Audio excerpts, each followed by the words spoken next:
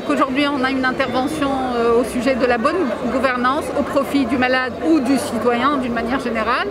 Donc je vais montrer l'importance de la bonne gouvernance dans le secteur pharmaceutique, comment la bonne gouvernance elle touche à tous les niveaux, donc de l'importation des médicaments, de la fabrication à la distribution et à la dispensation aux citoyens ou aux patients, mais pas que, même au niveau de l'administration. Donc on doit parler bonne gouvernance et tout ceci, ça profite aux citoyens dans un seul intérêt, un seul objectif, c'est le citoyen et c'est le patient.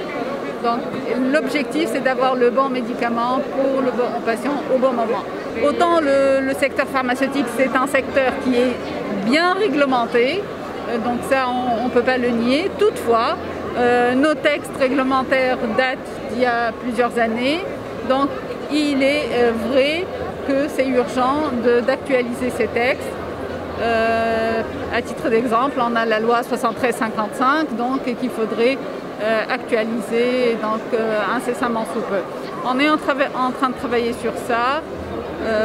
C'est vrai que ça a beaucoup duré, mais croisons les doigts, soyons optimistes et j'espère qu'on arrivera un jour à actualiser tous ces textes. Alors, d'abord, l'industrie pharmaceutique, c'est une fierté pour nous. On arrive à fabriquer plus de 70% des médicaments.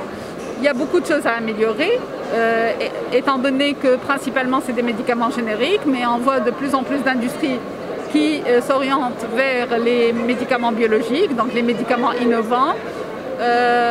C'est sûr qu'on souhaiterait voir donc, de plus de médicaments innovants, des médicaments vitaux, mais elle a un rôle capital. C'est une fierté pour la Tunisie et on est en train de travailler main dans la main avec des rendez-vous mensuels avec la CNIP, qui est la Chambre nationale de l'industrie pharmaceutique, avec l'administration, donc CNIP Administration, elle a un rendez-vous mensuel justement pour discuter des difficultés du secteur et d'essayer comment dépasser ces difficultés. Tout ça dans un objectif de la prospérité de notre industrie, aussi bien à l'échelle locale, donc nationale, mais pour qu'elle ait un impact aussi sur l'international et sur les exportations. Les chiffres d'exportation augmentent de plus en plus, on le voit avec les chiffres, et on espère voir quelques chiffres.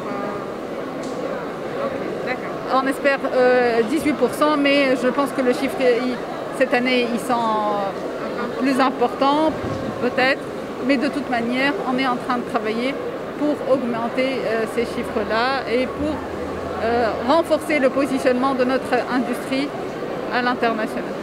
Merci beaucoup.